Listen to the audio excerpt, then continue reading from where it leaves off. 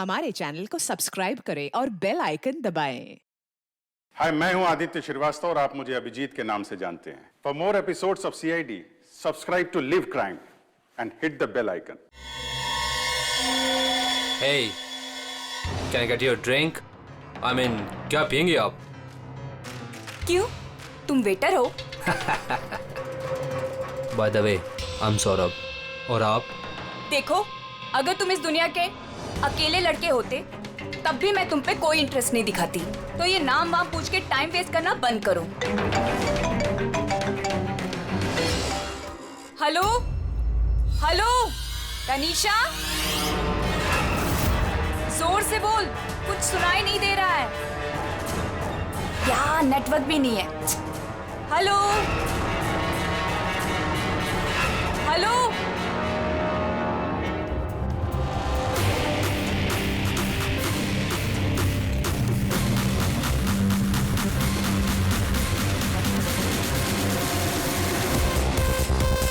Can you hear me?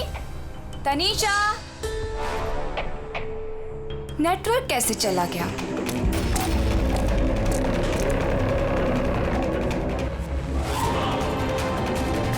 Phone क्यों नहीं लग रहा है?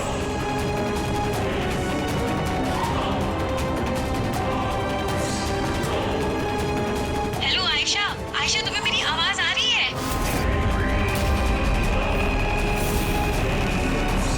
आयशा!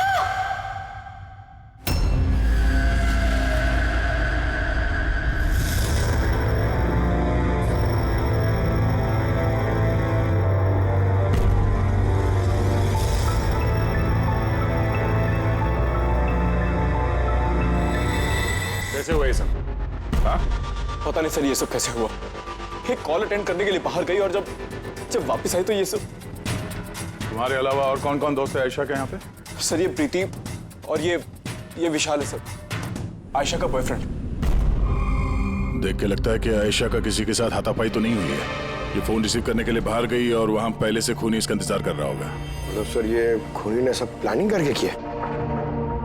नहीं पंकज, ये प्लान मर्डर तो नहीं लगता, क्योंकि अगर प्लान किया होता तो उसने किसी और हथियार का इस्तेमाल किया होता, ना कि कांच का। मतलब अचानक यहाँ पे कोई गुस्सा हो गया होगा आयशा पे और मार दिया होगा। लगता तो कुछ ऐसे ही है फ्रेडी। आयशा का यहाँ पे किसी के साथ कोई झगड़ा वगैरह हुआ था?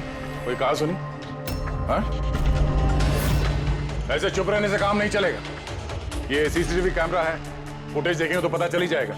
सॉरी सर, सीसीटीवी कैमरे काम नहीं कर रहे हैं। What? सीसीटीवी काम नहीं कर रहा? इतनी लापरवाही? सर वो कल आखिरी गाने के दौरान धुएं की वजह से शायद टेक्निकल एरर आ गया है। मैं जल्दी ठीक करवा लूंगा। ठीक कराओगे जब तुम्हारा ये क्लब वापस खुलेगा। जब तक ये केस सॉल्व नहीं होता तुम्हारा क्लब बंद। सर मुझे लगता है ये खून सौरभ ने किया है। अमीर बाप की बिगड़ी औलाद है। Hey, can I get you a drink? I mean, क्या पियेंगे आप? क्यों? तुम वेटर हो?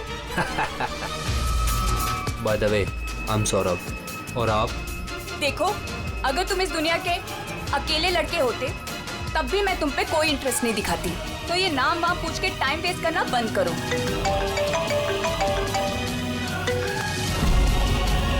और जब आयशा ने उसे टेढ़ा जवाब दिया तो वो गुस्से में उसके पीछे पीछे बाहर तक गया था। सौरभ कहाँ? सर वो तो नहीं है। तुमसे कहा था ना मैंने, कोई भी इस क्लब से बाहर नहीं जाएगा। सर जाने नहीं दिया, शायद वो जुर्म करने के बाद ही चला गया, आयशा के अंदर आने से पहले।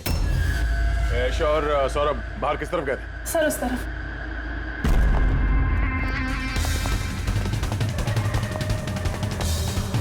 सर खून का निशान। तो यहां से आयशा अंदर गई थी।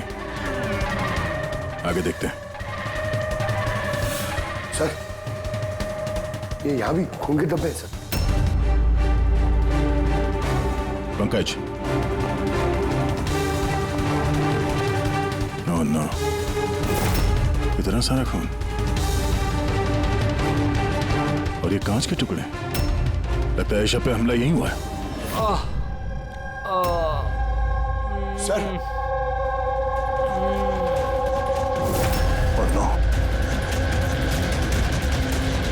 कहीं सौरभ तो नहीं? इसकी हालत बहुत खराब है, एम्बुलेंस को फोन करो जल्दी। इस क्लब में इतने सारे लोगों के बीच एक लड़की का खून हो जाता है। बाउंसर्स का अता पता नहीं, सीसीटीवी कैमरा है पर काम नहीं कर रहा। और तो और यहाँ पे किसी ने कुछ होते हुए देखा नहीं है ना। कमाल की बात। आयशा मुझे छोड़कर नहीं जा सकती, हमें आना ही नहीं चाहिए था। विशाल प्लीज अपने आप को दोष मत दो, प्लीज संभालो अपने आप को। आपकी सहेली का यहाँ खून हुआ है और आपका ये रवैया है। अब तक यहाँ जो कुछ भी हुआ है उससे ये लगता है कि खूनी यहाँ पर आयशा को मारने के इरादे से तो नहीं आया था, तैयारी के साथ नहीं आया था। यहाँ इस क्लब में कुछ ऐसा हुआ जिसकी वजह से वो गुस्सा हो गया और उसने आयशा का खून कर दिया और साथ में सौरभ पे भी हमला किया। मुझे लगता है कि वो खूनी आप सब में से कोई एक है। बड़ी पंकज, यहाँ जितने हैं सबके डिटेल्स ले लो। माफ कीजिएगा रायमा जी, मैंने अपनी तरफ से बहुत कोशिश की, लेकिन अब मैं आपकी और ज्यादा मदद नहीं कर पाऊंगा। इट्स ओके डॉक्टर, आपसे जो कुछ भी बन पड़ता था आपने सब कुछ किया। अब हम इससे ज्यादा और क्या कर सकते हैं?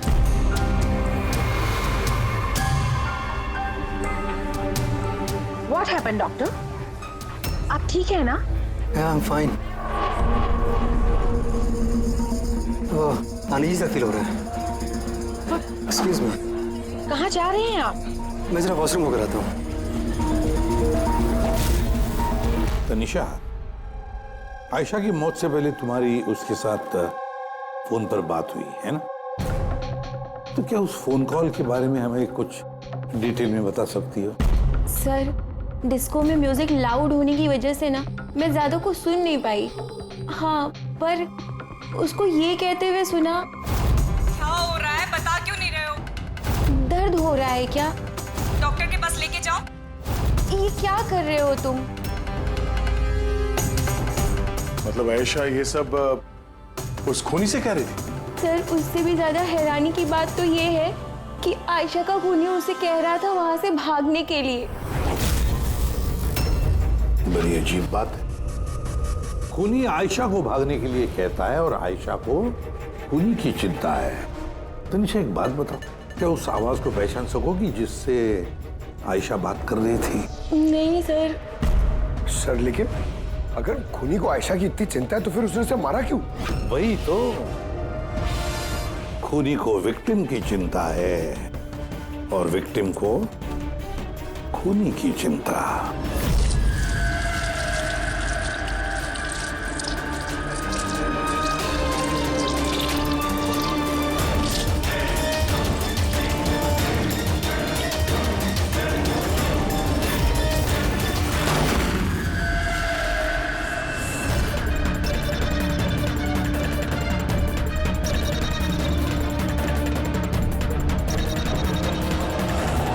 गन?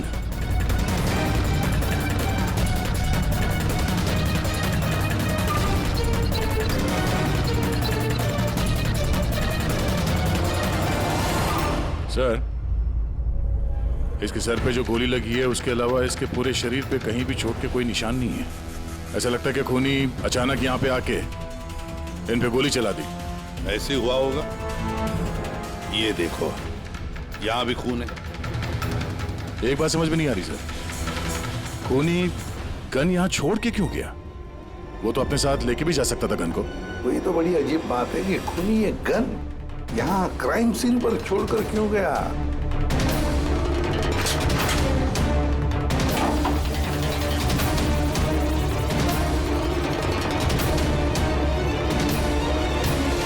सर,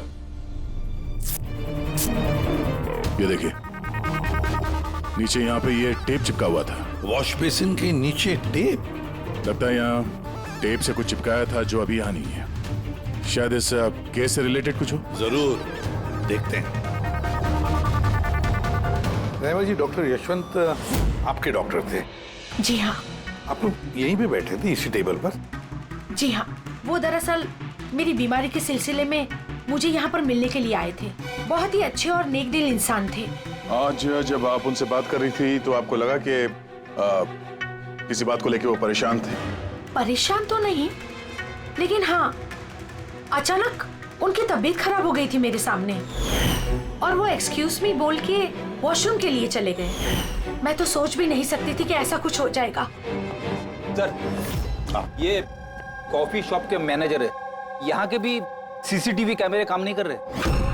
सर 2 घंटे पहले तक तो काम कर रहे थे, पर अचानक कोई टेक्निकल प्रॉब्लम हो गई, इसलिए इंजीनियर को बुलाया हमने।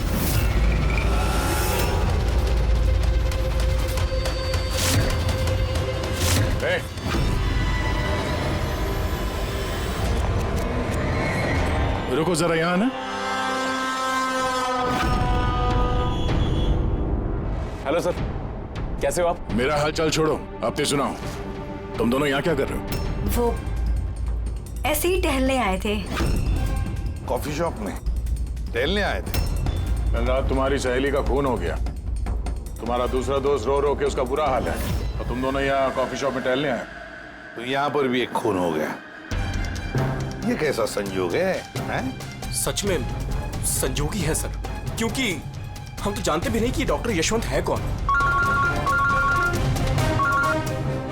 हेलो, ले आओ उसे ब्यूरो में। ओके जी, okay, thank you very much. पता है पंकज, बहुत सारे लोग थे डिस्को में जब आयशा का खून हुआ, और एक एक का फोन ट्रैक करना कि मर्डर के वक्त आयशा और यशवंत के पास तो नहीं था कोई। ये मेरी तो आंखें दर्द करने लगी है।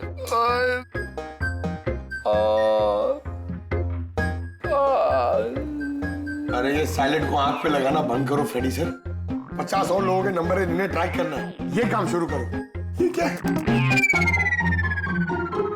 सौरभ, अब कैसी है तबीयत तुम्हारी? शरीर के जख्म तो आज नहीं तो कल ठीक हो जाएंगे सर, लेकिन जो मैंने उस दिन देखा वो शायद जिंदगी भर मेरे दिमाग से कभी भुला नहीं पाऊंगा। ना मैं कल पब जाता और ना ही मुझे आयशा की चीख सुनाई देती। लेकिन आयशा के पीछे पीछे तो तुम गए थे, उसने तुमसे ठीक से बात नहीं की, इसलिए। ये बात सच है सर कि मैं आयशा के पीछे गया, क्योंकि जब मैंने उसे ड्रिंक ऑफर की तो उसने मना कर दिया सर, और इनफैक्ट उसने मेरी इंसल्ट भी की, तो मुझे बहुत बुरा लगा सर, इसलिए मैं उसके पीछे गया।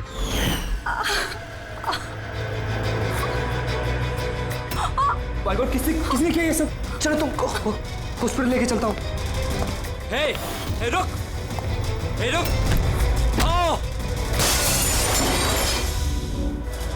और फिर? मुझे अभी भी याद है कि सर, जब मैंने उसकी कलाई पकड़ी तो बिल्कुल भी नॉर्मल नहीं थी, वो आम इंसानों जैसी कलाई थी ही नहीं। मुझे बिल्कुल अजीब सा एहसास हुआ सर।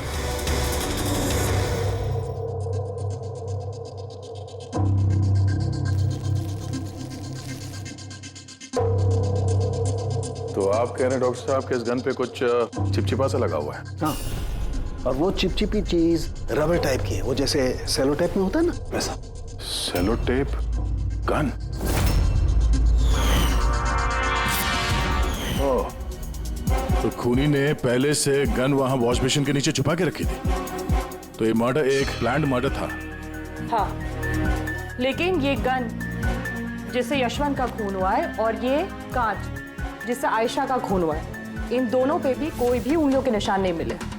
लेकिन भाई, इस कांच के टुकड़े पर एक खास तरीके की कुछ केमिकल लगा हुआ है, जैसे कि वो प्लास्टिक केमिकल। अब ये इस पर क्यों लगा हुआ था, इसका क्या इस्तेमाल है, ये पता लगाना भी बाकी है। लेकिन यही केमिकल इस गन पर भी लगा हुआ है, दोनों पर। डॉक्टर साहब, आप तो कह रहे थे कि इस गन पे वो सेलो टेप का गम लगा हुआ था। वो तो है ही, उसके अलावा ये भी है। इसके अलावा ये केमिकल भी है,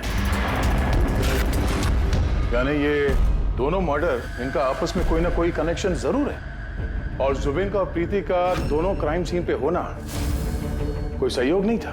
बिल्कुल, तुम बिल्कुल ठीक कह रहे हो, और तुम्हारी बात ये एक और चीज प्रूव करती है। इन दोनों की लाशों पर मुझे एक जैसे फेरोमोन्स मिले। फेरोमोन्स यानी वो केमिकल जिनसे खुशबू आती है? हाँ, यशवंत और आयशा, इन दोनों की लाशों पर एक जैसी खुशबू। इसका मतलब बात साफ है, या तो दोनों एक जैसा परफ्यूम लगाते थे या फिर दोनों का खून ही एक ही था। जनरली एक औरत लेडीज परफ्यूम लगाती है और एक आदमी जेंट्स परफ्यूम। अब ये दोनों एक ही तरह का परफ्यूम लगाए, चांस थोड़ा कम है, यानी इन दोनों का खूनी तो एक ही है। आयशा की मौत के बारे में दो बातें पता चली है। एक उसकी दोस्त तनीषा ने बताई और दूसरी सौरभ ने बताई। तनीषा ने बताया कि खूनी ने आयशा को वहां उस पब में से भाग जाने के लिए कहा। अब दुनिया में ऐसा कौन सा खूनी है जो जिस इंसान को मारने गया है उसी से कहता है कि तू यहां से भाग जा? तो फिर खून करने आया ही था क्यों? नहीं नहीं नहीं नहीं नहीं नहीं नहीं, गड़बड़ है, कुछ ना कुछ तो गड़बड़ जरूर है। और सर वो दूसरी बात कौन सी? दूसरी बात सौरभ ने बताई। सौरभ ने कहा कि खूनी की कलाई कुछ अजीब सी थी, आम इंसान की तरह नहीं थी कलाई। शायद कलाई में रिस्ट वॉच या ब्रेसलेट हो। फ्रेडी जरा दिमाग लगा के बोलो, समझे? सर, हाँ सर, दोनों क्राइम सीन में एक नंबर कॉमन है सर। किसका क्राइम? आयशा के बॉयफ्रेंड विशाल का सर। विशाल? विशाल? ये विशाल तो कॉफी शॉप में दिखाई नहीं था, तो फिर ये कॉफी शॉप में पहुंचा कब?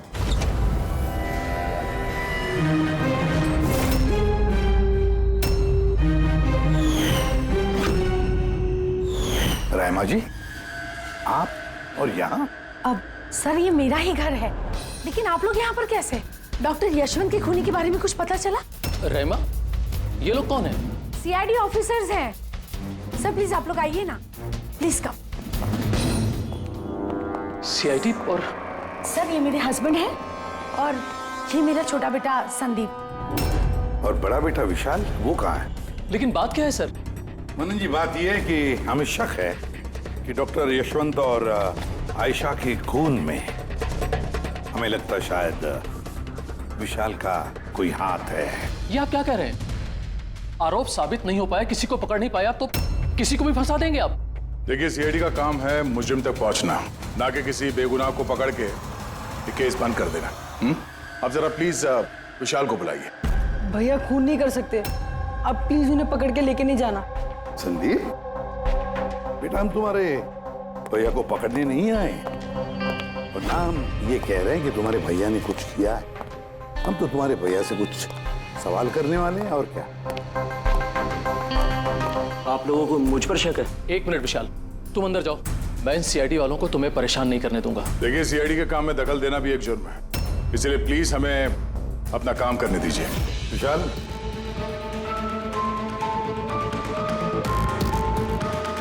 डॉक्टर यशवंत की मौत हुई थी कैफे में और तुम उस वक्त उस कैफे में थे। क्यों? किस लिए गए थे तुम? सर, मैं तो वहां पर जुबैन और प्रीति से मिलने गया था। मुझे नहीं पता था कि यशवंत अंकल वहां पर मम्मी से मिलने आने वाले हैं। आयशा के साथ तुम्हारी अनबन चल रही थी ना? मुझे बहुत बड़ा सदमा लगा है उसकी मौत का। पता नहीं उसके बिना मेरी लाइफ अब कैसे कटेगी। मैं कुछ दिन अकेला रहना चाहता हूँ। ठीक है, जा सकते हो तुम।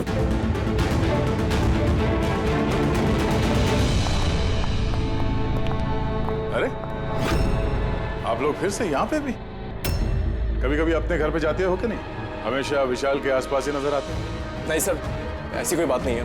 एक्चुअली बहुत उदास है ना आजकल, तो हमने सोचा कि उसके साथ ही रहें। बहुत जिगरी दोस्ती है, हाँ? जुबीन, प्रीति, विशाल, कड़ी नजर रखनी पड़ेगी इन तीनों पर।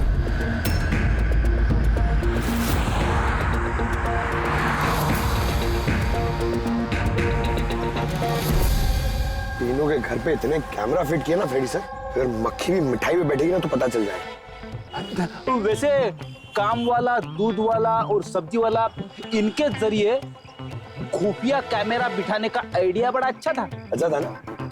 मेरा नहीं था, दया सर का था। अच्छा हाँ, और उन्होंने हम दोनों को यहाँ बैठा दिया ताकि हम यहाँ का सीसीटीवी फुटेज भी रिकॉर्ड करें।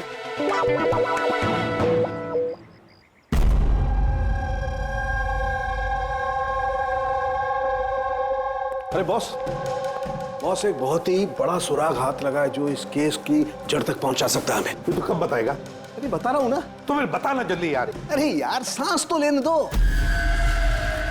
तुम्हें याद है वो टूटे हुए ग्लास पर और गन पर मुझे वो प्लास्टिक केमिकल मिला था? हाँ सर, क्या है वो केमिकल? वो है ग्राफीन, जो नकली चमड़ी आर्टिफिशियल स्किन बनाने के काम में आता है। Artificial skin? हाँ। Prosthetic skin? Prosthetic skin? Prosthetic? Daya, याद है सौरभ ने क्या बताया था कि खूनी के हाथ में उसने कुछ अजीब सा देखा था।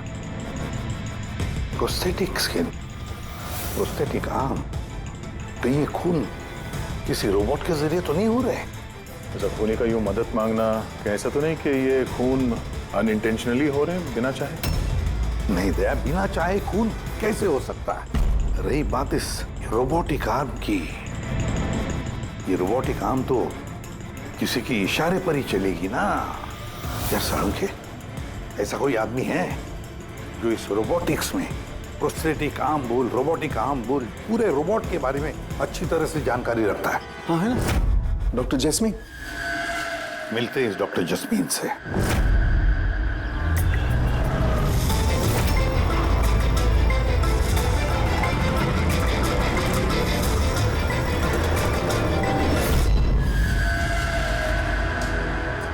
डॉक्टर जैस्मीन, हम ये जानना चाहते हैं कि अगर ये ऐसा वाला प्रोस्थेटिक हाथ लगाया हो, रोबोटिक आर्म, तो क्या वो आर्म, वो हाथ किसी दूसरे के इशारे पर काम कर सकता है?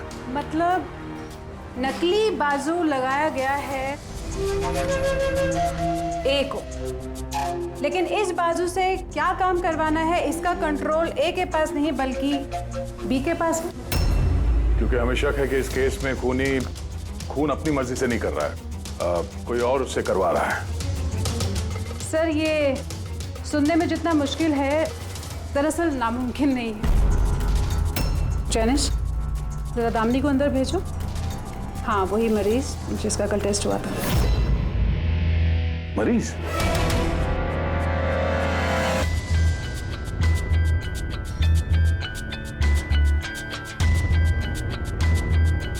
सर, दामिनी ने अपना दाहिना हाथ फैक्ट्री में काम करते हुए गंवा दिया था। हाँ सर, मशीन में आ गया था मेरा हाथ, इसलिए हमने इसे ये लू काम लगाया है जिसका कंट्रोल इंसानी दिमाग के पास ही है। एक नकली बाजू इंसानी दिमाग के जरिए काम कर रहा है, मगर कैसे? सर, साइंस ने बहुत तरक्की कर ली है। ये योला यानी लूक आर्म अपने आप में एक नया और पहला आविष्कार है। मान लीजिए इसमें एक चिप है, या यूँ कहिए इसमें एक सॉफ्टवेयर है जो इंसान के दिमाग की फ्रीक्वेंसी को पकड़कर ठीक वैसे ही काम करता है जैसे एक नॉर्मल ह्यूमन बीइंग का हैंड, उठना, बैठना, चलना, ये सभी कमांड्स को समझता है। ग्रेट, साइंस ने वाकई बहुत तरक्की की है। वाकई रोबोटिक आर्म।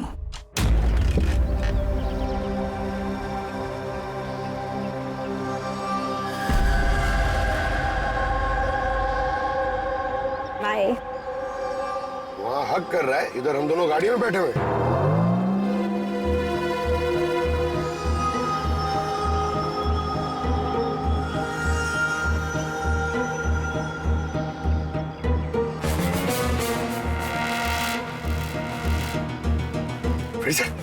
ये विशाल तो प्रीति के घर जा रहा है।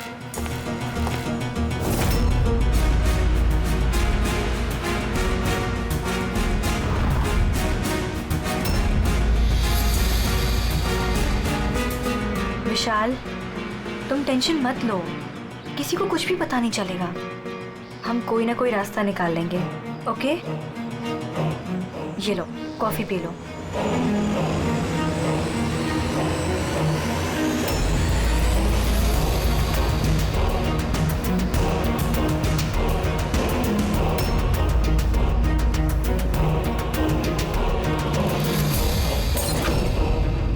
विशाल, प्रीति, are you okay? प्रीति,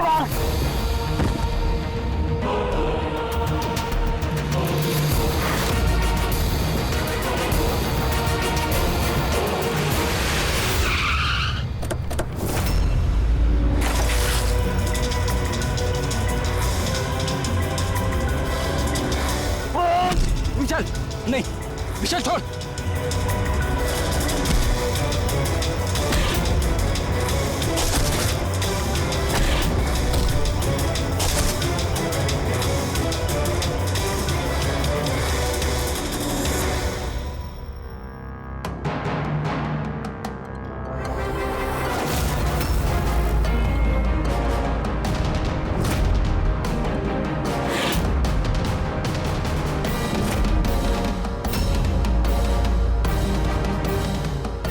मैं मानता हूँ आयशा और डॉक्टर यशवंत का खून मेरे ही हाथ से हुआ था। तुम यहाँ क्या कर रहे हो? क्या हुआ? क्या हो रहा है ये? मुझे नहीं पता क्या हो रहा है मेरे हाथ को। कुछ प्रॉब्लम? क्या हो रहा है बता क्यों नहीं रहे हो? डॉक्टर के पास लेके जाओ। ये क्या कर रहे हो? ये क्या कर रहे हो? आयशा भागो यहाँ से, भागो! मैं बोलता हूँ ना भागो! आयशा!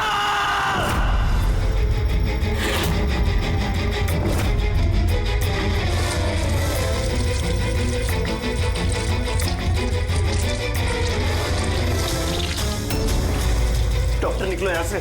क्या कर रहे हो? मैं क्या करूं सर, मेरे हाथ पर कोई कंट्रोल नहीं। क्या?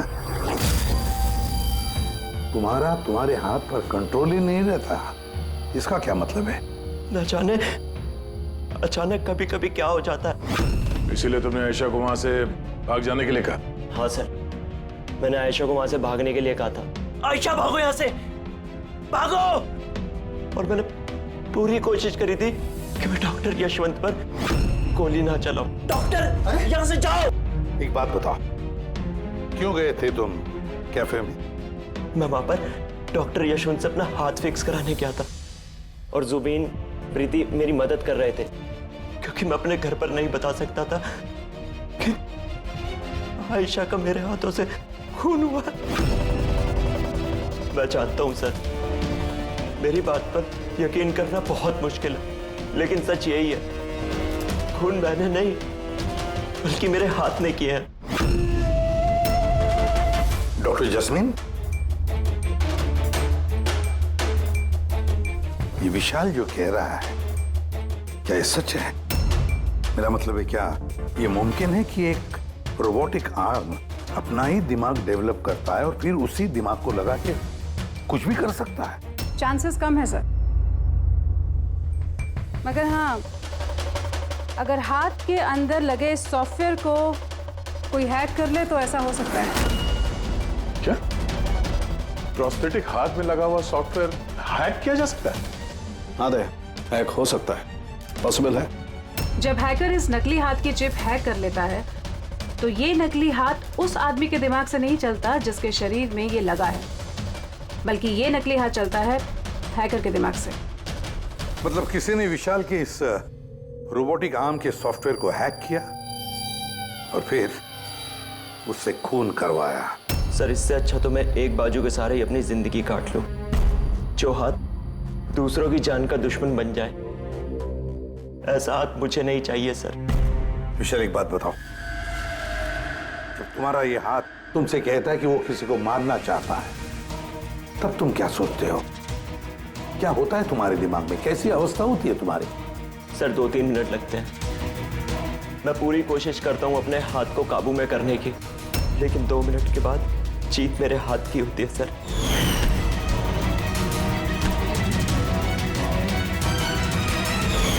चिंता मत करो, अब हम तुम्हारे इस रोबोटिक आर्म के अंदर एक ट्रांसमीटर फिट करेंगे, जिससे हमें पता चलेगा कि वो किसी को मारना चाहता है या फिर किसी और से उसे इशारा मिल रहा है कि जाकर खून करो।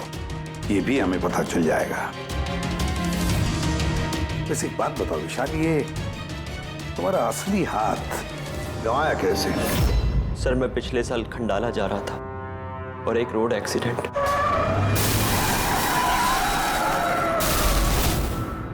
बस। जिंदगी में हमें कई बार इम्तिहान देना पड़ता है। सर, मेरे इम्तिहान तो खत्म होने का नाम ही नहीं ले रहे हैं। जब नकली हाथ के साथ जिंदगी जीने की आदत डाली तो उसी नकली हाथ ने मेरी जिंदगी बर्बाद कर दी। विशाल, तुमसे वादा करता हूं कि ना तुम्हें एक हाथ के साथ जिंदगी गुजारनी पड़ेगी और ना ही वो असली मुजरिम आजाद घूम पाएगा।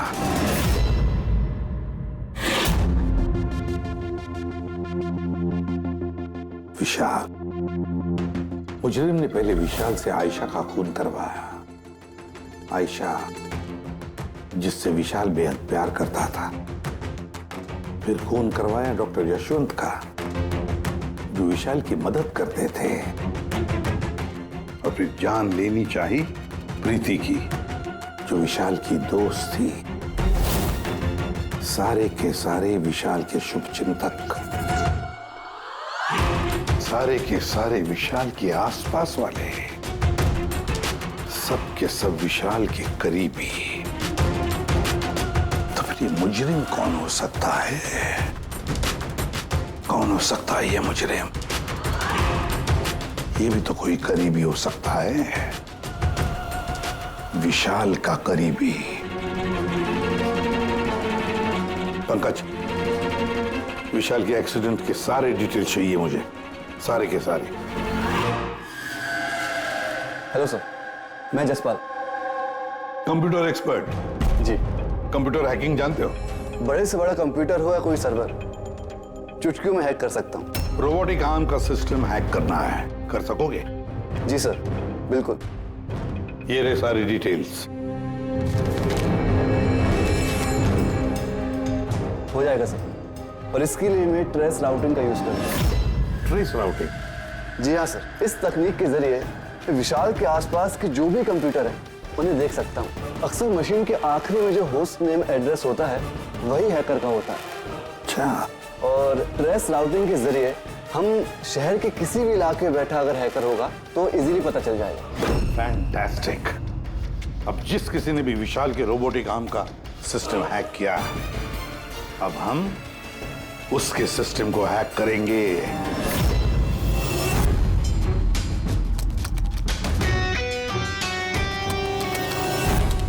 ये देखिए सर, इस वक्त विशाल के आसपास ये सारे कंप्यूटर चालू हैं और इन्हीं में से एक कंप्यूटर है उस हैकर का।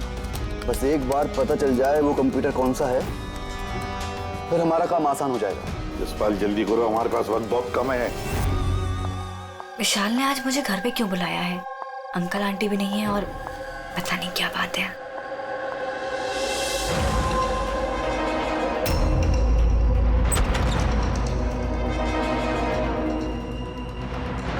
विशाल,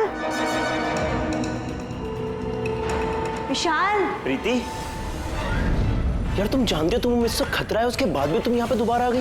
विशाल, तुमने तो मुझे फोन करके यहाँ बुलाया। मैंने? हाँ। मैंने कब बुलाया? तुमने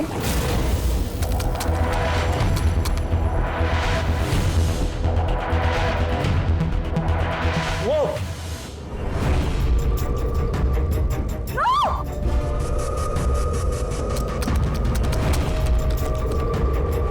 भागो यहाँ से। विशाल, विशाल प्लीज भागो यहाँ से। Vishal please, Vishal, Vishal please.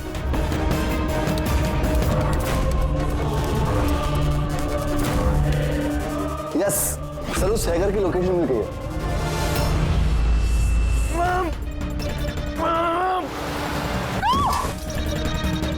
विशाल,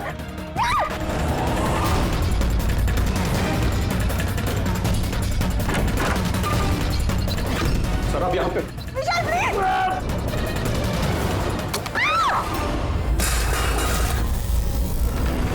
बहुत हो गई hacking.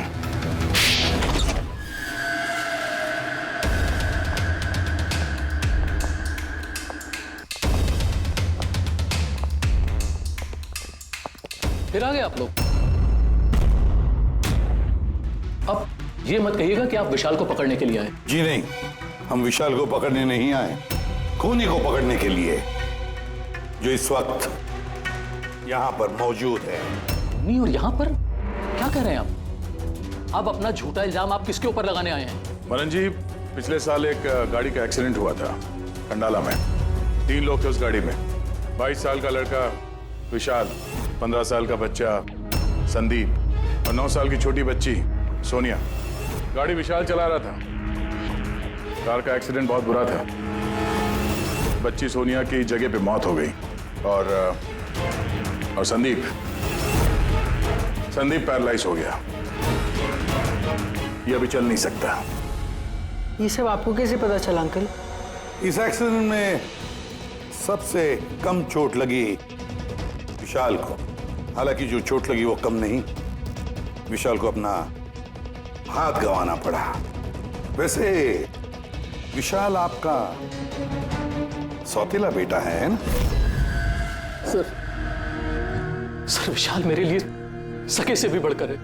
Sir I request you, आप विशाल के लिए सौतेला शब्द यूज मत कीजिए सर। आई एम सॉरी मनन जी। काश सभी माता पिता आप जैसा विचार करते हैं। काश रहमा जी ऐसा विचार करती है ना रहमा जी। वैसे आपके मन में बहुत गुस्सा है ना विशाल के लिए, क्योंकि विशाल की वजह से आपको अपनी सगी बेटी गंवानी पड़ी और आपका सगा बेटा जिंदगी भर चल फिर नहीं सकता। आप क्या कहना चाहते हैं? हम क्या कहना चाहते हैं वो अभी पता चल जाएगा। पंकज,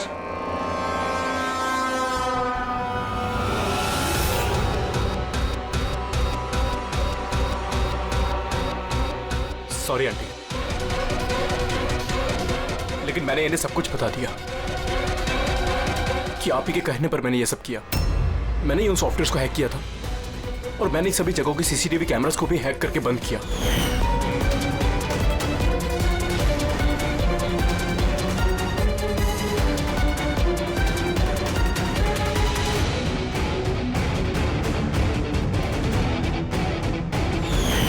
विशाल से बदला लेने के लिए पहले उसकी गर्लफ्रेंड को मारा, उसके बाद उस डॉक्टर को जो विशाल की मदद कर सकता था, उसके बाद प्रीति पर हमला। ये सब करने के लिए मुझे आंटी ने ढेर सारे पैसे दिए थे। सुबीन तुम इतना गिर जाओगे मैंने कभी नहीं सोचा था। चलिए, सच्चाई अब आप सबके सामने आ ही गई है, तो मैं आप सबको यह भी बता दूं कि मैं तुम्हें मारने के बाद खुद मनन को भी मारने वाली थी, क्योंकि जिस तरह से मेरे अपनों ने चोट खाई है, मैं भी चाहती थी कि विशाल भी उसी दर्द से गुजरे, उसे भी उतनी ही तकलीफ हो। वो एक्सीडेंट था, एक गलती। गलती? तुम्हारी एक गलती की वजह से मेरी पूरी जिंदगी में अंधेरा छा गया। तुमने लापरवाही से गाड़ी चलाई और सजा किसको मिली? मुझे और मेरे बच्चों को। मम्मी, मैंने हमेशा तुम्हें मां नहीं भगवान समझा। अगर ये सब करके तुम्हें सुकून मिल रहा था तो मुझसे एक बार कहा तो होता, मैं अपनी जान दे देता। मुझे तुम्हारी जान नहीं चाहिए थी, मैं तो तुम्हें जीते जी दुख भरी जिंदगी देना चाहती थी। और आप सब मुझे दोष नहीं दे सकते, क्योंकि मैंने जो कुछ भी किया वो मैंने ममता के लिए किया। रहमा जी, मां इतना हल्का शब्द नहीं जो किसी औरत को मुजरिम बना दे। अरे मां तो वो होती है जो सिर्फ अपने ही नहीं दूसरों के बच्चों को ममता, प्यार और स्नेह से देखती है। विशाल भले तुम्हारा सगा बेटा नहीं था, लेकिन बेटा तो था ना, वो तुम्हारे परिवार का हिस्सा था। वो कोई मां अपने बेटे से बदला कैसा ले सकती है? हाँ?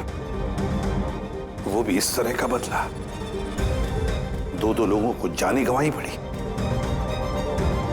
नहीं रायमा जी, बहुत गलत किया तुमने, बहुत गलत। कानून तुम्हें कभी माफ नहीं करेगा, कभी माफ नहीं करेगा। कड़ी से कड़ी सजा होगी तुम्हें।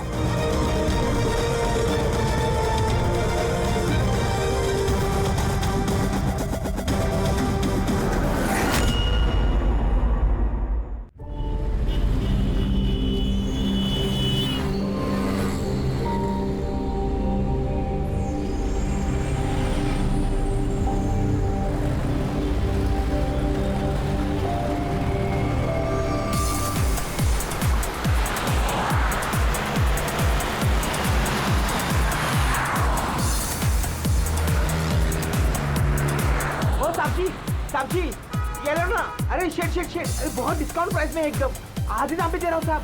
नहीं चाहिए। अरे आप देखो तो सही, अरे बहुत अच्छा क्वालिटी। अरे भाई एक बार बोला ना नहीं चाहिए। क्वालिटी देखो क्वालिटी। ओ मैडम जी देखो ना, मैडम जी लो ना, अच्छी क्वालिटी का है मैडम जी, एकदम अच्छा क्वालिटी का है मैडम जी। अरे क्यों परेशान कर रहे हो, एक बार बोल दिया ना नहीं चाहिए। ओ भाई वो देखो ना, मैडम को कुछ हुआ है? कुछ नहीं हुआ उसे, अरे सो वो रही है वो। गर्दन से खून आ रहा है। क्या? हाँ मैडम के गर्दन से खून आ रहा है साहब। सुची, वो देखो सुची, वो देखो सुची।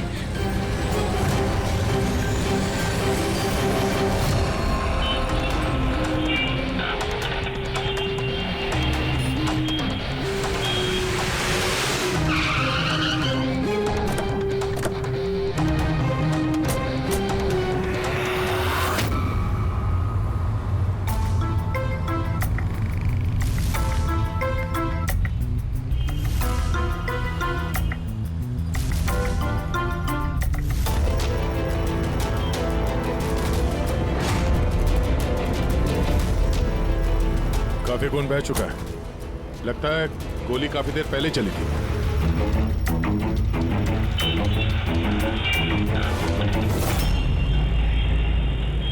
ये सब कैसे हुआ मिस्टर आशुतोष?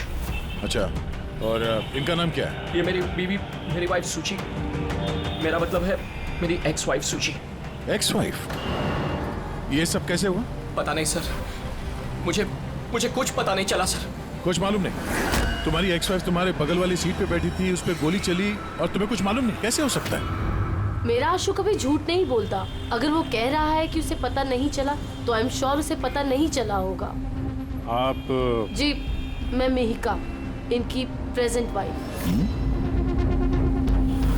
मिस्टर आशुतोष, जब सुची को गोली लगी और पिछली सीट का शीशा टूटा तो आवाज तो आई होगी, और आप कह रहे हैं आपको कुछ मालूम नहीं पड़ा? कैसे? दरअसल गाड़ी में म्यूजिक तेज चल रहा था और सुची सो रही थी सर, मुझे कुछ पता नहीं चला।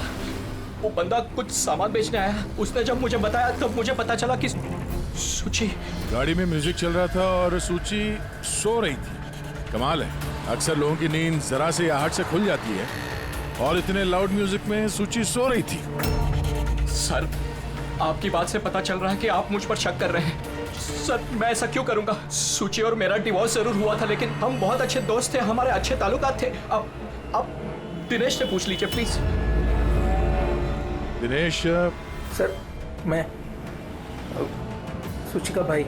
आशुतोष सही कह रहे हैं सर, तलाक के बाद भी आशुतोष और सुची में बहुत अच्छे ताल्लुकात थे, कभी कोई मनमुटाव नहीं था। अच्छा, तो आप लोग जा कहाँ रहे थे? हम हमारी बेटी रूही की बोर्डिंग स्कूल से लौट रहे थे। तो ये सुची कार में बैठते ही सो गई या बाद में? सर, दरअसल हमारे बीच में बहस हो रही थी। आशुतोष, रूही का स्कूल बहुत अच्छा है, हमें उसे उस स्कूल से नहीं निकालना चाहिए। सुची, ये स्कूल बहुत ही महंगा है, मैं इसकी फीस अफोर्ड नहीं कर सकता हूँ। लेकिन मैं कर सकती हूँ, और मैं अपनी बेटी की एजुकेशन में कोई कॉम्प्रोमाइज नहीं करने सुची, मैं तुमसे पैसे नहीं ले सकता। क्यों? ओह, तुम्हारा मेल ईगो आगे आ जाता है ना कि मैं तुमसे ज्यादा कमाती हूँ। जानते हो, हमारे डिवोर्स की भी यही वजह थी। एक औरत एक आदमी से ज्यादा कामयाब कैसे हो रिश्तों में सकती होनी है? चाहिए, पति पत्नी में नहीं। मुझे तुमसे कोई बहस नहीं करनी है, और ना ही इस बारे में कोई और बात करनी है। रूही इसी स्कूल में रहेगी। उसके बाद हमारे बीच में कोई बात नहीं हुई, मुझे लगा कि वो सो गई है। अच्छा, ये जब झगड़ा हो रहा था तो गाड़ी कहाँ पे थी, किस इलाके में? सर, लिंक रोड के सिग्नल पे, केपी थिएटर के पास। और फिर उसके बाद कौन सा रास्ता लिया आप लोगों ने? सर, वहां से फिर मैंने लेफ्ट लिया पानी फ्लाईओवर की तरफ और सीधा यहाँ पे आ गए? जी सर। यानी करीब 2 किलोमीटर तक ये गाड़ी चली, तो इस 2 किलोमीटर के बीच में ही कहीं पे गोली चली है सुची। पंकज, एक काम करो, केपी थिएटर से लेके यहाँ से इधर 2 किलोमीटर दूर तक चेक कर लो, कहीं पे कोई सबूत वगैरह मिलता है क्या? मतलब कांच वगैरह का टुकड़ा टूटा होगा, वो देख लेना, और पैदल जाना। 2 किलोमीटर सर? पैदल चलो। गोली बड़ी अजीब एंगल से लगी है, ये नीचे है, गोली ऊपर से नीचे की तरफ आई है। मतलब गोली चलाने वाले को हाथ ऊपर करना पड़ा होगा फायर करते समय। खुली सड़क पे किसी ने गोली मारी है और किसी ने देखा नहीं। हो सकता है खूनी थोड़ा दूर हो, फिर भी मुश्किल है निशाना लगाना। ये चलती गाड़ी पे और वो भी तब जब खूनी किसी गाड़ी पे हो या बाइक पे। ऐसे निशाना लगाना इतना आसान नहीं है।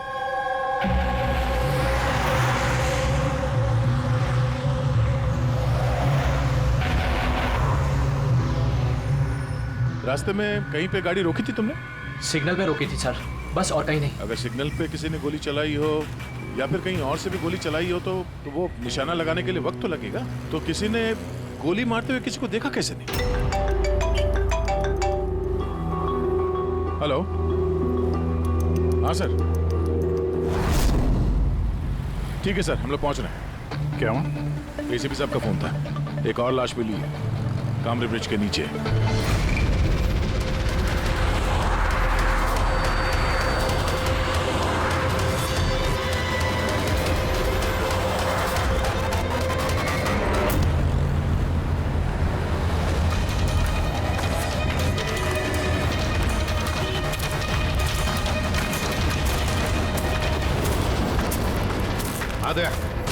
सर, आपको पता कैसे चला इस लाश का?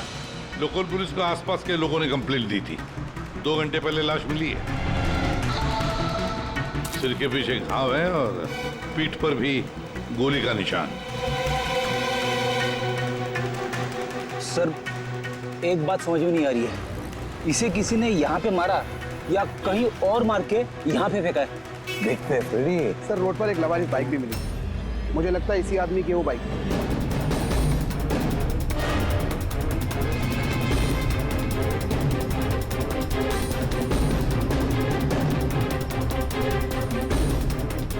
Skid mark. सर, ऐसा लगता है ये आदमी बाइक पे जा रहा होगा, किसी ने पीछे से गोली मार दी, डिसबैलेंस हो गया, गाड़ी बाइक स्किड होके किसी चीज से यहाँ पे टकराई होगी और उसकी बॉडी यहाँ नीचे गिर गई।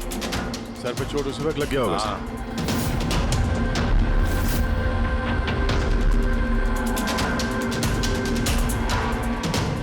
सर, समझ में नहीं आ रहा ये आदमी कौन है। इसका कोई आइडेंटिफिकेशन नहीं है। ये मिसिंग पर्सन ब्यूरो में पूछताछ करूं क्या? फ्रेडी, इतनी जल्दी कोई भी मिसिंग पर्सन ब्यूरो में रिपोर्ट दर्ज नहीं करेगा। काम करो, आरटीओ में जाकर इस बाइक का रजिस्ट्रेशन चेक करो, सारे के सारे डिटेल्स मिल जाएंगे, मालिक कौन है वगैरह। दूसरे केस का क्या हुआ, कुछ पता चला? नहीं सर, बड़ा अजीब केस है, समझ में नहीं आ रहा गोली किसने चलाई और कहां से। सर, वो पूरा इलाका देख लिया सर, लेकिन कोई सुराग नहीं मिला। ट्रैफिक पुलिस ने क्या बताया? सर, ट्रैफिक पुलिस वाले, वहाँ के दुकानदार और 2-3 जन और जो खड़े थे उन सबसे पूछा सर, किसी को खून के बारे में कुछ नहीं पता। सर, सूची पे गोली चली कहां से? देखते हैं। सर, मैंने कहा ना आपसे, मुझे नहीं पता कि सूची को गोली कब और कैसे लगी। आशुतोष, दिनेश, मेहिका, सूची के सबसे करीब थे ना तुम तीनों भी? नहीं? तो फिर अब बताओ, सूची की मौत से तुम तीनों में से किसका फायदा होने वाला था? क्या मतलब? सर, हम सूची को क्यों मारना चाहेंगे? सर, मेरी सगी बहन की सगी बहन, मैं अपनी बहन को क्यों मारूंगा सर? करोड़ों रुपयों के लिए। और क्या? करोड़ों रुपयों के लिए। मुझे क्या फायदा हो सकता था? मेरा और सूची का तो ऑलरेडी डिवोर्स हो चुका था। हो सकता है डिवोर्स ही वो वजह हो।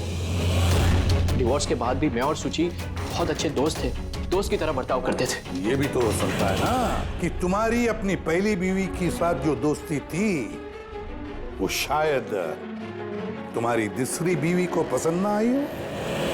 सर, आप ये कैसी बातें कर रहे हैं? मुझे इनकी दोस्ती से क्या प्रॉब्लम होगी? मुझे इनकी दोस्ती से कोई प्रॉब्लम नहीं थी। मैं बिल्कुल भी इनसिक्योर टाइप की लड़की नहीं हूँ। अगर सूची की हत्या तुम तीनों में से किसी ने नहीं की तो फिर किसने मारा सूची को? किसने मारा? मैं बताता हूँ आपको। सूची एक एनजीओ में काम करती थी। उसने वहां पर शैली नाम की एक अकाउंटेंट का भांडा फोड़ किया था, क्योंकि शैली पैसे को लेकर हेराफेरी कर रही थी। तुम्हें लगता है कि शैली का हाथ हो सकता है सबके पीछे? जी हाँ सर, कई बार शैली ने उसको धमकी भी दी थी। सर, मुझे तो लगता है कि ये काम पृथ्वी का हो सकता है। अब ये पृथ्वी कौन है? बड़ा ही बदतमीज किस्म का इंसान है, रोमियो टाइप। सूची ने पुलिस में कंप्लेन भी की थी उसके खिलाफ, कुछ दिन के लिए जेल भी गया था। ठीक है, तुम तीनों जा सकते हो। Thank you sir. Thank you sir.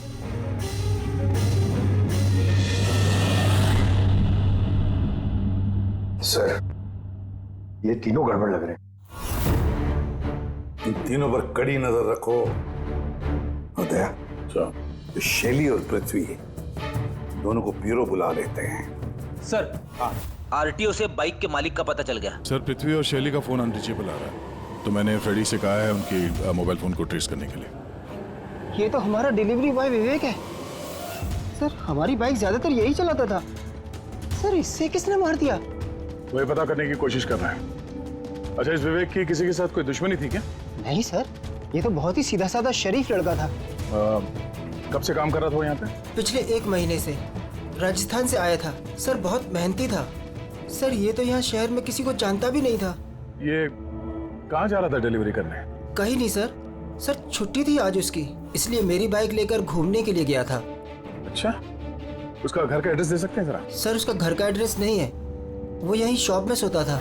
उसका सामान वगैरह कुछ? सर, ये उसका एक बक्सा है। ये?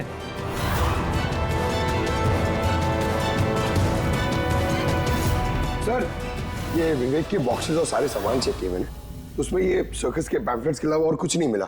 या तो उसे सर्कस बहुत ही ज्यादा पसंद होगा, या फिर अपने फ्री टाइम में ये पैम्फलेट बना के वो पैसे कमाता होगा। एक ऐसा मर्डर जिसमें सस्पेक्ट ही नहीं है। आखिर से विवेक जैसे गरीब आदमी को मार के किसी को क्या फायदा हो सकता है?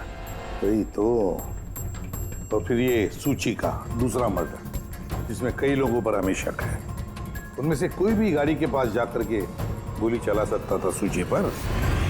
नहीं बस, आई एम सॉरी बट मैं तुम्हारी बात से सहमत नहीं हूँ। कौन सी बात से? यही कि किसी ने इसे पास से गोली मारी। क्या मतलब? सब मतलब ये। यार, ये तो राइफल की गोली है। हाँ सर, और ये गोली सूची के गले पर यहाँ इस तरह फंसी हुई थी। तो गोली राइफल से चली है तो काफी दूर से चली होगी। हाँ बिल्कुल, दूर से भी और बहुत ऊंचाई से भी। हाँ, मैं बताता हूँ। ये देखो बॉस, 50 डिग्री एंगल से सूची को गोली लगी है। गोली यहाँ से आई, उसने कार की खिड़की का शीशा तोड़ा और उसकी गर्दन में आकर के लगी।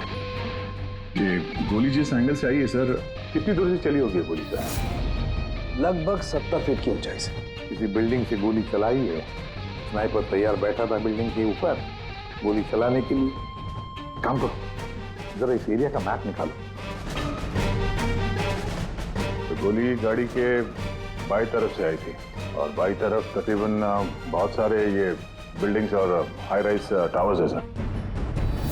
तो जिस जगह पे उन दोनों का झगड़ा हुआ, वहां से लेके सूची की लाश जहां पे मिली, उसके बीच में तकरीबन 15 से 20 टावर्स है। इन्हीं में से किसी एक बिल्डिंग से गोली चली होगी।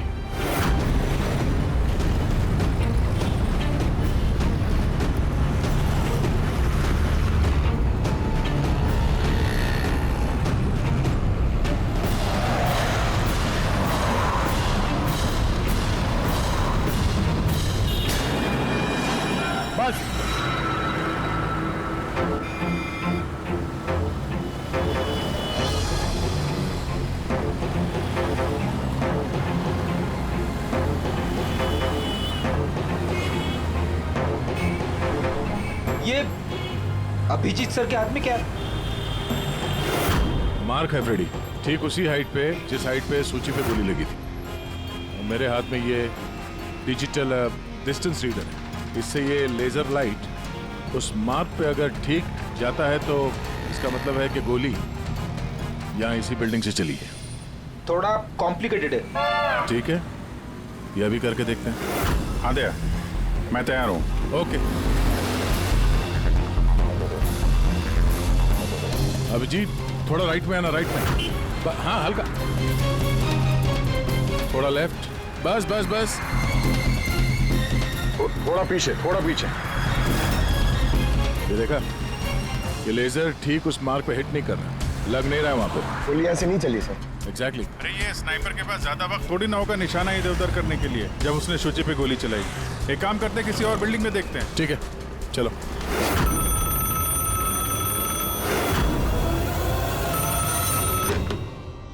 हेलो।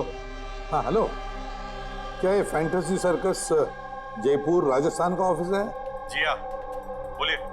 देखिए, मैं मुंबई सीआईडी से एसीपी प्रद्युमन बोल रहा हूँ। क्या आपके यहाँ कोई विवेक काम करता था? हाँ हाँ, जानता हूँ विवेक को, वो इसी सर्कस में काम करता था। क्या हो गया? क्या काम करता था वो, कुछ बता सकते हैं? देखिए साहब, अगर सारा दिन आपसे फोन पे लगा रहूंगा ना तो मेरा शो कैंसिल हो जाएगा।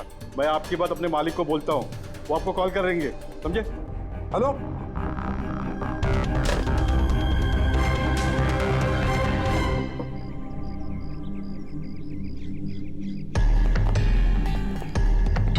कमाल है सर, बिल्डिंग में वॉचमैन ही नहीं था। लगता है गोली यहीं से चली होगी। देखते हैं। हाँ अभिजीत, रेडी है?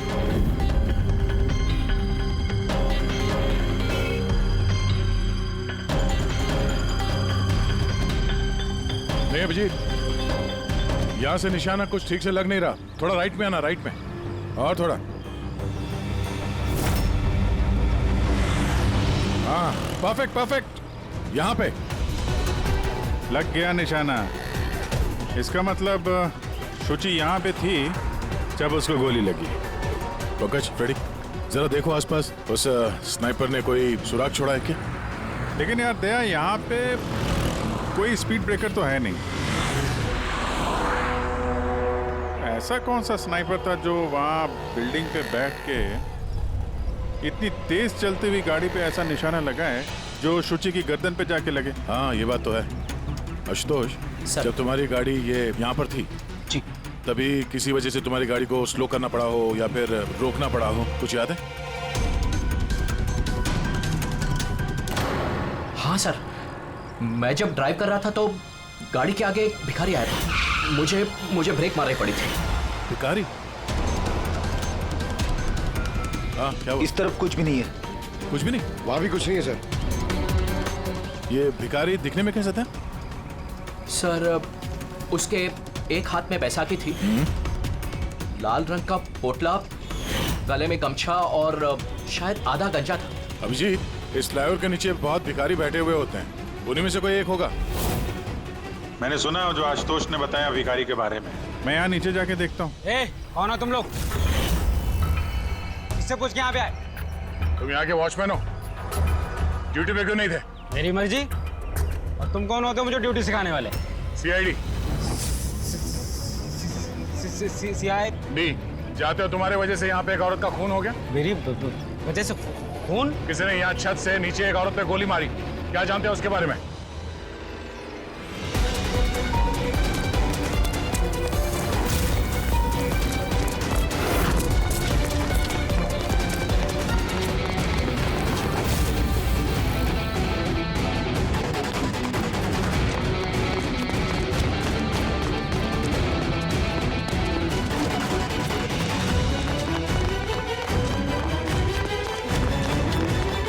रुक जा। सब मैंने कुछ नहीं किया, सब मैंने कुछ नहीं किया, सब मुझे छोड़ दो। कुछ नहीं किया तो भागा क्यों? मैं डर गया था सब। What? क्यों डर गया था? क्या जानता है इस खून के बारे में? साहब, मैंने पैसे लिए थे, लेकिन उसने ये नहीं बताया था कि वो किसी का खून करने वाला है। साहब, कौन था वो आदमी? पहले कभी देखा नहीं साहब। उसने बोला कि वो बिल्डिंग की छत पे अपनी गर्लफ्रेंड को प्रपोज करने वाला है। साहब, उसने 2 घंटे को 15,000 रुपए दिए थे। साहब, मैंने तो इतने 1 महीने में भी नहीं कमाए। साहब, उसने हेलमेट पहन रखा था और चश्मा लगाया हुआ था।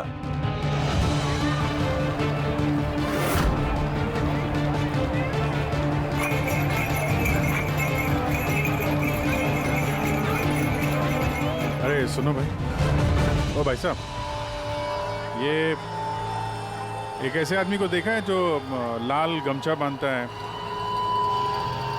अरे लाल रंग की पोटली रखता है और बैसाखी से चलता है? क्या? अरे सुनो भाई, यार एक आदमी को देखा है तुमने जो लाल रंग का गमछा बांधता है, पोटली है उसके पास लाल रंग की, बैसाखी से चलता है? नहीं देखा?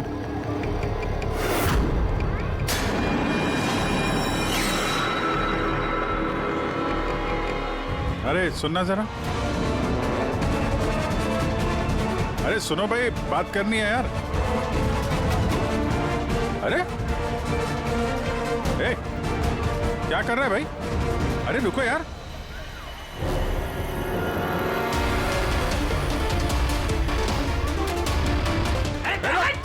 अरे मेरे कुछ नहीं किया है। अरे मैं भिखारी हूँ, मेरे पास पैसे भी से कुछ भी नहीं है।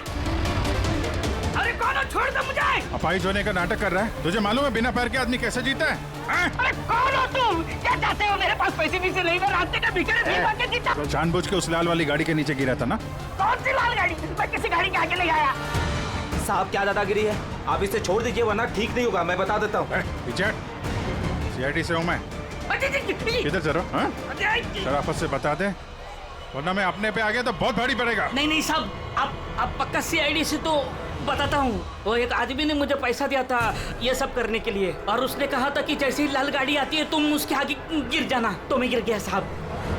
तुझे पता कैसे चला कि लाल गाड़ी कब आएगी? वो छत पे एक आदमी खड़ा रह के इशारा करने वाला था। जैसे उसने इशारा करना मैं गाड़ी के आगे गिरना, ऐसा हमारा प्लान था साहब। तुझे मालूम है एक औरत का खून हो गया तेरे इस प्लान के चक्कर में? साहब मुझे माफ कर दो, मैं रास्ते का भिखारी हूँ। देखो मेरी हालत कैसी है साहब, मुझे छोड़ दो। चल ये बता वो आदमी कैसा था दिखने में? नहीं वो साहब मोटरसाइकिल पे आया था, हेलमेट पहने हुआ था, तो चेहरा दिखाई नहीं दिया। अरे यार कुछ तो देखा होगा, कुछ सुना होगा तूने? उसका फोन आया था। सामने वाले ने कहा था कि जल्दी जल्दी मिलने आओ। तो हाँ, तो उसने कहा था कि मैं पहुंचता हूँ। कहाँ पहुंचने को बोला था? कुछ याद है? कुछ सुना तूने? हाँ याद आया, भांडुप मिल। हाँ भांडुप मिल। भांडुप मिल, अच्छा ठीक है वापस आ जाओ, मैं सर को इन्फॉर्म करता हूँ। Okay sir. हाँ अभिजीत भांडुप मिल से वापस आ रहा है। उसका कहना है कि मिल एकदम सुनसान पड़ा है, कोई सुराग हाथ नहीं लगा उसके। खूनी तो वहीं पे भाग कर गया होगा। हो सकता है अभिजीत पहुंचने से पहले वो वहां से गायब हो गया। पंकज। हाँ सर। पंकज एक काम करो, जिस वक्त सूची को गोली लगी थी उस वक्त उस एरिया में कितने मोबाइल फोन एक्टिव थे पता लगाओ। स्नाइपर का फोन उसी में से एक हो सकता है। चल हाँ। पंकज ये भी देखना कि उनमें से कितने लोग भांडुप मिल गए थे। सर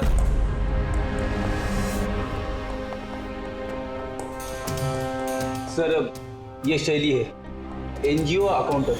सूची एक NGO में काम करती थी। उसने वहां पर शैली नाम की एक अकाउंटेंट का भांडा फोड़ किया था। और ये पृथ्वी है जिनके खिलाफ सूची ने रिपोर्ट लिखवाई थी। सूची ने पुलिस में कंप्लेन भी की थी उसके खिलाफ। कुछ दिन के लिए जेल भी गया था। आपने सोच भी कैसे लिया कि सूची के खून में मेरा हाथ हो सकता है? हाँ सर, मैंने भी ऐसा कुछ नहीं किया। मैंने किसी का मर्डर नहीं किया सर। शैली तुम्हारी नौकरी चली गई थी सूची के वजह से, और उसके बाद से तुम्हें अभी तक कोई नौकरी मिली नहीं। उधार के पैसे ले लेके घर का खर्चा चला रही हो तुम। हाँ? और पृथ्वी, एक हफ्ते तक तुम्हें जेल में रहना पड़ा। अपने मोहल्ले में काफी बदनामी हुई तुम्हारी। क्यों? तो क्या हुआ? अगर मुझे बदनामी का इतना डर होता तो मैं अपना घर बदल लेता। मर्डर थोड़ी ना करूंगा मैं किसी का। एंड सर, ऐसा नहीं है कि मुझे कोई जॉब नहीं मिल रही है। इट्स जस्ट लाइक कि मुझे मेरे लायक कोई जॉब नहीं मिल रही है, इस वजह से मैं कहीं ज्वाइन नहीं कर रही हूँ। आपको आशुतोष और उसकी नई पत्नी मिहिका से पूछताछ करनी चाहिए। वो आपस में खुश नहीं है लेकिन दिखावा करते। आशुतोष तो सूची के पास वापस जाना चाहता था, शायद मिहिका ने इसीलिए। एंड सर, सूची की ना उसके भाई दिनेश से भी नहीं बनती थी। हमेशा ना फोन पे उससे झगड़ती ही रहती थी। अच्छा, और किस बात को लेके होता था ये झगड़ा इन दोनों भाई बहन के बीच? एक्चुअली सर, दिनेश ने आशुतोष को धमकी दी थी कि सूची से दूर रहे। शायद सूची को यही अच्छा नहीं लगा होगा। इन एक बार सूची ने मुझे ये भी बताया था कि मिहिका जलती है उसकी और आशुतोष की दोस्ती से। 100% इन्हीं में से किसी एक ने उसका मर्डर किया। हाँ सर। अच्छा ठीक है, जा सकते हो तुम दोनों, लेकिन एक बात अच्छी तरह से याद रखना, जब तक इन्वेस्टिगेशन पूरा नहीं होता ये शहर छोड़कर तुम कहीं नहीं जाओगे। इस केस में किसी की बातों का भरोसा नहीं हो रहा सर। ऐसा लगता है कि सब के सब झूठ ही बोल रहे हैं। हाँ, पता है जो भी है उसने बड़ी लंबी प्लानिंग की है। पहले भिखारी को पैसे दिए, फिर वॉचमैन को हायर किया और फिर स्नाइपर को हायर किया और सही वक्त मिलते ही सूची को उड़ा दिया। सर। हाँ सर, जिस वक्त सूची को गोली चली थी सर, उस वक्त ब्रिज के आसपास 2000 लोगों के मोबाइल एक्टिवेट थे। तो उसमें से कौन सा मोबाइल फोन भांडुप मिल की तरफ गया देखा? एक फोन गया था सर उस तरफ, लेकिन वो प्राइवेट नंबर है तो वो ट्रैक नहीं हो पाया। और क्या बता सकते हो इस नंबर के बारे में? यही सर कि वो मिल तक गया लेकिन रुका नहीं, वो सीधे चला गया कामरी ब्रिज की तरफ और फिर वहां से सिग्नल चला गया सर। कामरी ब्रिज? विवेक की लाश भी तो हमें उसी ब्रिज के नहीं मिली थी। ये कोई कॉन्सिडेंस तो नहीं हो सकता? राजस्थान में फोन कर दे विवेक के गांव, पुलिस वालों को क्या इंफॉर्मेशन मिले उसके बारे में देखते हैं। ये विवेक भी तो खूनी हो सकता है। किसी ने विवेक का खून कर दिया? एक खूनी का खून? कुछ भी हो सकता है फ्रेडी, इस केस में कुछ भी हो सकता है।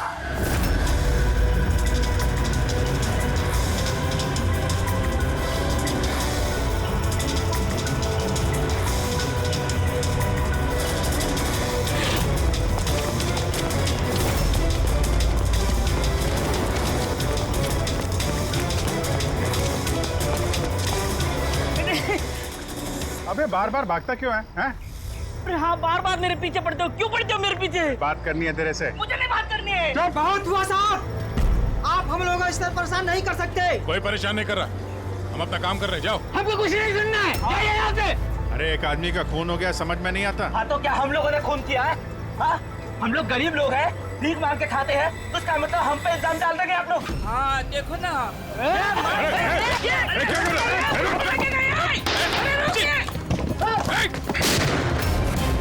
अभिजीत, तो ठीक हो?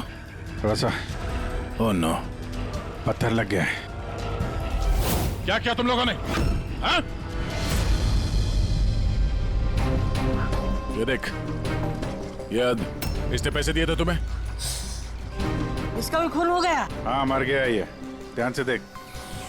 क्या ये वही आदमी है जिसने तुझे बोला था कार के आगे गिरने के लिए? जरा जूम करो।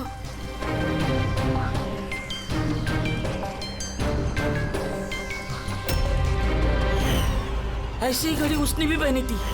शायद जिसने पैसे दिए होंगे इस आदमी को, उसी ने सबूत मिटाने के लिए इसे भी मार दिया। हाँ पंकज। हाँ अच्छा, ओह ठीक है ठीक है, okay okay thank you. Pankaj का फोन था, बता रहा था कि विवेक राजस्थान में किसी सर्कस में काम कर रहा था, निशानेबाज था। 1 महीने पहले उसने सर्कस की नौकरी छोड़ दी। कह रहा था कि मुंबई में कोई अच्छी नौकरी लगी है उसे, और हाँ जाते जाते वहां से वो राइफल वो भी चुरा के ले गया। राइफल चुरा के आया था? सुची की सुपारी लेकर आया होगा यहाँ पे, और ये दुकान पे इसलिए काम कर रहा था ताकि किसी को शक ना हो। हाँ, और इस पूरे जुर्म का जो मास्टरमाइंड है वो राजस्थान तो गया होगा इस विवेक को सुपारी देने के लिए। है कौन ये मास्टरमाइंड जो आंखों के सामने रहकर भी नजर नहीं आ रहा है?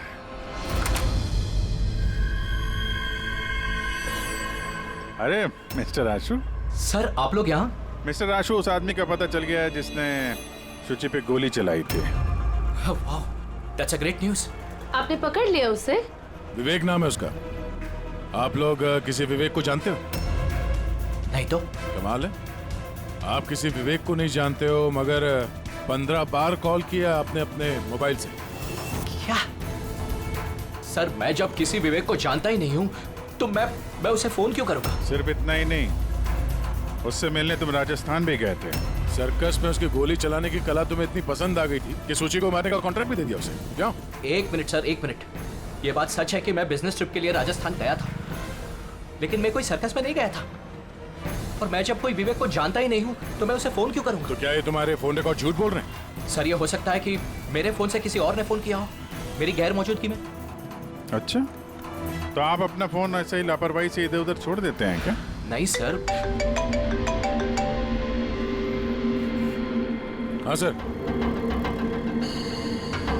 अच्छा, ठीक है sir, okay sir, okay. Doctor Salunkhe का फोन था, हमें फॉरेंसिक लैब में बुलाया आशुतोष को लेके। बस सूची यहाँ बैठी हुई थी इस सीट पे, और ये इस सीट का हिस्सा है जो पीछे की तरफ, और ये है वो लीवर जिससे सीट आगे पीछे होती है, और इस लीवर को जाम कर दिया गया है। देखो, लीवर को जाम कर दिया गया है। हाँ यार, बस यही सुना कि सर, इसके लिए आपने हमको वहां से बुलाया? पंकज, क्या सर पूरी बात सुनो ना। सुराग ये नहीं है कि ये लीवर अटका हुआ है, सुराग ये है कि इसे जानबूझकर पीछे अटकाया गया है। और सर सीट जानबूझ के कोई खराब क्यों करेगा? यही तो हम लोग भी सोच रहे थे। आशुतोष, ये तुम्हारी इस गाड़ी की सीट कब से ऐसी है, कब से पीछे अटकी पड़ी है? सर परसों रात तक तो ठीक थी, लेकिन कल सुबह जब निकला तो रिक्लाइन काम नहीं कर रहा था। मेरे पास ठीक कराने का वक्त नहीं था, इसलिए ऐसे ही निकल पड़ा। सालुंकी साहब, सीट खराब होने का इस केस से क्या लेना देना? लेना देना है फ्रेडी, और लेना देना यह है कि खूनी चाहता था कि सीट पीछे अटकी रहे ताकि सूची की पोजीशन ऐसे रहे पीछे की तरफ। सर, अगर वो आगे बैठती या पीछे बैठती तो उससे खूनी को क्या फर्क पड़ता? खूनी तो गोली चलाने ही वाला था ना। यार पंकज, तुम एक काम करो, यहाँ ड्राइविंग सीट पे बैठो। सारिका, तुम सूची की जगह। हाँ। अब मान लो कि मैं सूची हूँ, तो जब मैं इस सीट पे बैठी थी तब मेरा सर ऐसे था। बस सूची का सर यहाँ होने का फायदा खूनी को तब मिलता जब उसका एम सूची नहीं, ड्राइविंग सीट पर बैठा हुआ आदमी होता, मतलब आशुतोष होता। लेकिन आशुतोष को किसी भी वजह से बहुत जबरदस्त ब्रेक लगाना पड़ा। ब्रेक की वजह से झटका लगा और झटके में सूची आगे आई, और बॉस गोली आशुतोष को लगने की बजाय सूची को लग गई। सर इसका मतलब आशुतोष खूनी नहीं है, बल्कि कोई उसका खून करना चाहता है।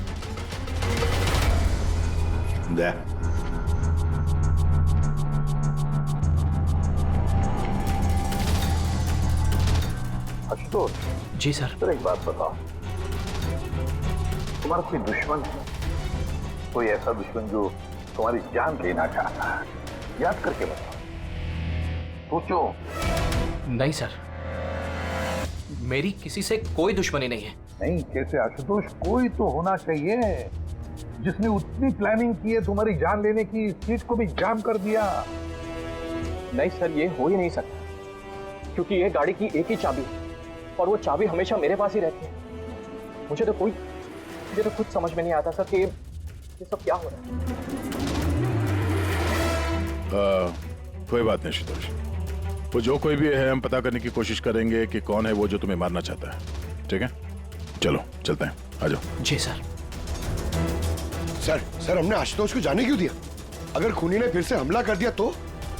देखते रहना पंकज, अब हम आशुतोष की हर मूवमेंट को ट्रैक करेंगे, हर बात हमें सुनाई पड़ेगी। सर वो किसे? दैन ट्रांसमीटर बग जो लगाया है।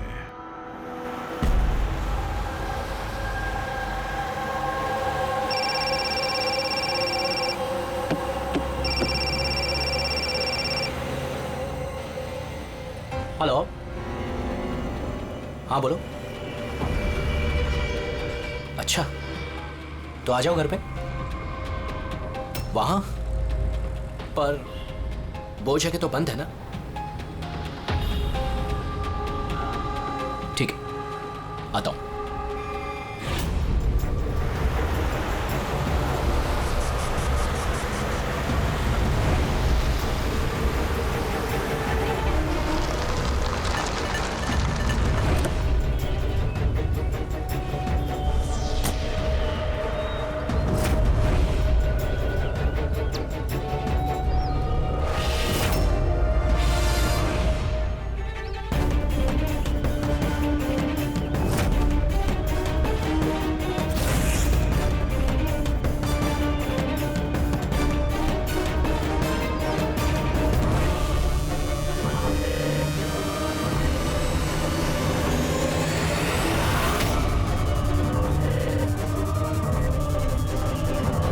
क्या कर रहे हो?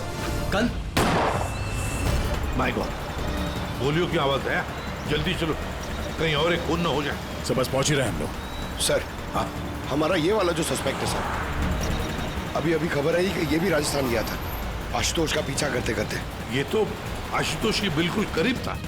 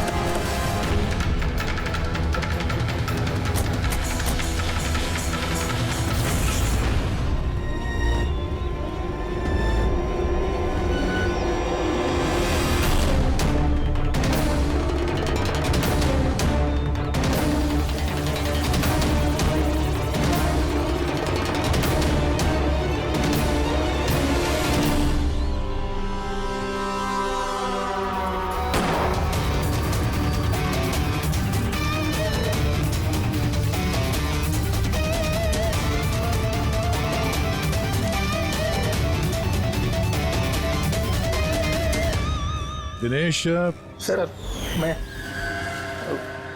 सुची का भाई। मर गया सर। मैंने कुछ नहीं किया सर। ये मुझे मारना चाहता था सर। ये मारना चाहता था मुझे। क्यों मारना चाहता था ये तुम्हें? सर इसे लग रहा था कि इसकी बहन की बर्बादी का जिम्मेदार मैं हूँ। शादी के बाद सुची डिप्रेशन में चली गई थी और उसने अपने आप को मारने की भी कोशिश की और ये सब मैं नहीं जानता था सर, बिल्कुल नहीं जानता था। जाने अनजाने में इन दोनों की मौत का जिम्मेदार मैं बना हूं तो जाने अनजाने। पंकज, इसे जरा छांव में बिठा दो। मेरी फोरेंसिक लैब भेज दो।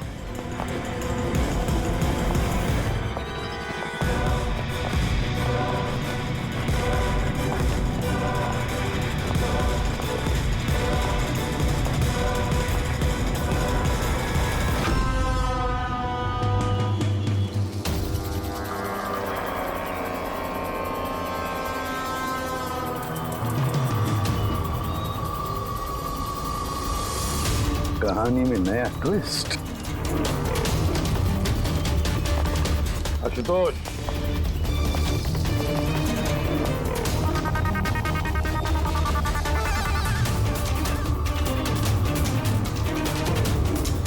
जानते हो क्या है ये? नहीं सर, मुझे नहीं पता। नहीं पता? अभी जान जाओगे। पंकज, तलाशी लो इनकी। मगर क्यों? हाथ ऊपर करिए, पता चल जाएगा आपको। सर मैंने कुछ नहीं किया, मैं बेकसूर हूँ। आप मेरी तलाशी क्यों ले रहे हैं? मेरा यकीन मानिए सर, मेरे पास कुछ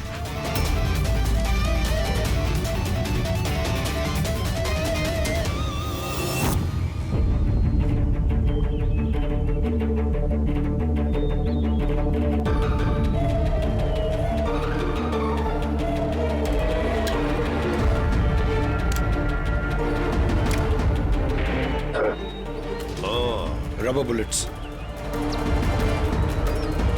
मुझे नहीं पता सर, इससे क्या साबित होता है? क्या साबित होता है? हा? तुमने इस गन से दिनेश का खून किया, असली बुलेट से। हा? तो फिर ये गन कैसे आई तुम्हारे पास? और वो नकली रबर बुलेट कैसे फायर हुआ और कब?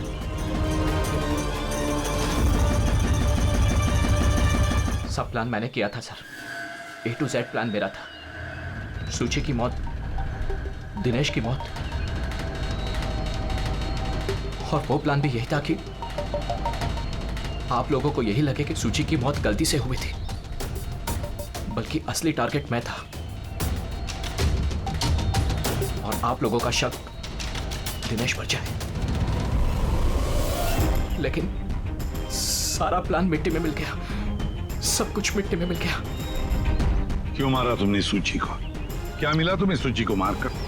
सूची मेरी बेटी रूही को लेकर हमेशा हमेशा के लिए देश छोड़कर जा रही थी सर, और ये बात उसने मुझसे छिपाई थी। आप ही बताइए सर, अपनी इकलौती बेटी को खुद से दूर कैसे करने देता? और इसलिए तुमने विवेक को, उस शार्प शूटर को पैसे दिए अपनी बीवी सूची की जान लेने के लिए, और जैसे उसने काम खत्म कर दिया तुमने उसे भी मार डाला। तूने दिनेश को ऐसा क्या कहा कि वो तुम्हें मारने के लिए यहाँ पर आ गया? मैंने मिहिका को दिनेश के पास भेजा था। क्या? हाँ दिनेश, मुझे अभी पता चला कि आशुतोष ही तुम्हारी बहन की मौत का जिम्मेदार है और वो तुम्हें भी मारना चाहता है।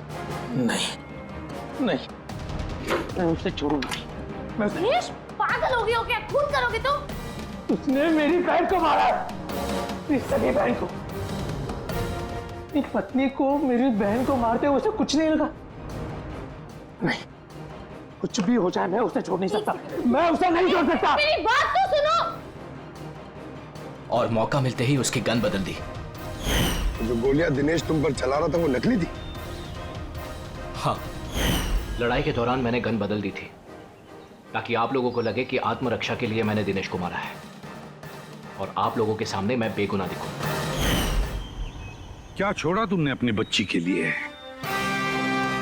ना मां ना बाप। उसी बच्ची को पाने के लिए तुमने उसी की मां को मार डाला और फिर इस जुर्म में तुम भी जिंदगी भर जेल की सलाखों के पीछे सड़ते रहोगे। बताओ आशुतोष, क्या मिला तुम्हें अपनी बच्ची को इस तरह से अनाथ करके? क्या मिला?